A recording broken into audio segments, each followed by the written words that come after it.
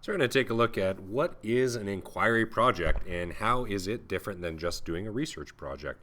So typically in the past when students have done research projects, there's really been limited, choice. The teacher kind of tells you what to do and it's very content driven, and the emphasis is really on that project and the product, and there's no real personal connection. Now inquiry projects are different because teachers are more flexible, and as a student you really are in the driver's seat. You get to decide, what are the things that I am really excited about, what do I want to know about this, and you go deep into that process. Now the thing with the process is it actually makes for better products, and it develops a lot more skills than just say cutting and pasting and learning about like Egypt and throwing it on a science fair poster. You get to think deeply, you get to develop your research skills, and in the end, learning a process like this will help you with any job or anything in the future, any relationship you have, because it's about learning how to put into effort and become better and grow. And then at the very end, we reflect on that so we learn and do better the next time.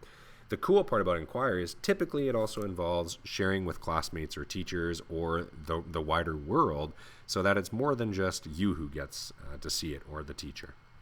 So inquiry is about student-centered learning where you get to develop questions, explore, and investigate. It's really ongoing because often we run into hurdles and we have to learn to overcome them and become more resilient.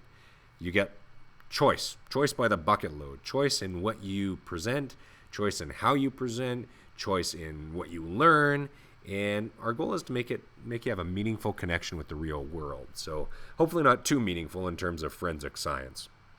So there's a lot of different points of inquiry, and we ask you to reflect, to investigate, to build something, construct it, to express yourself, and really to connect and wonder. So I think we want to reconnect with that piece of us that just loved learning when we were a kid, that looked at an ant scurrying along the playground and was like, how does that work? Or to look at scientific processes and go, wow, that's amazing.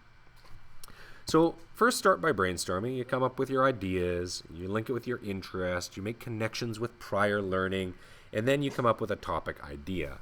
At this point, you typically start to develop questions. So if the topic that interests you is cadaver farms, or the topic that interests you is blood splatters, or the topic that interests you is prison food, or prison weapons, or prisoner creativity, then you develop a few questions about that. So it might be, how are prisoners creative? What leads to prisoner creativity? What are some examples of prisoner creativity? How does food relate to rehabilitation? What impacts do current genetic science testing have on blood splatter analysis? Then you collect your information, you research, and you develop your inquiry.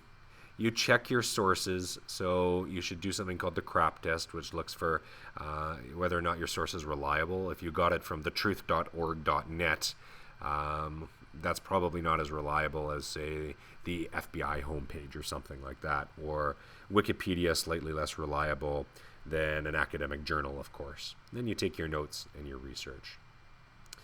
So what we eventually do is you share your presentation. Now, I want to go over a couple of types of inquiry. The type that we're doing is really a free inquiry. You get to choose whatever you want and then present any way you want. And typically you're probably used to maybe a teacher running an inquiry together, or a teacher choosing some topics and some resources. And I do have resources on my website for you if you want to do more of a controlled inquiry. And this is really a free and guided inquiry because I'm able to help you, and I'm available, of course, just about 18 hours a day for students if you're interested. So what I'd like you to do is think about what you want to do. And inquiry can be about exploring a passion. It could be about aiming for some sort of goal. It could be delving into your curiosities, or maybe it's just about taking on a new challenge. You've always wanted to do a term paper. You're going to learn how to do one, and you're going to write one about something that fascinates you. Maybe it's about exploring a passion. You have a relative who's incarcerated and you want to know what the details of their life is like, or how we can increase their rate of rehabilitation and decrease recidivism. So once again, if you look at the other videos I've created, you should follow this proposal structure. It really help you get on your way.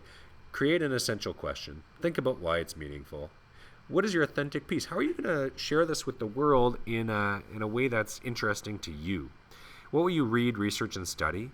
What are your goals for your inquiry? What learning evidence are you going to gather? Are you going to take photographs? Are you going to create a podcast? Are you going to record things? Are you going to paste them on a poster? Are you going to create a website? And how are you going to document that? And then create a plan.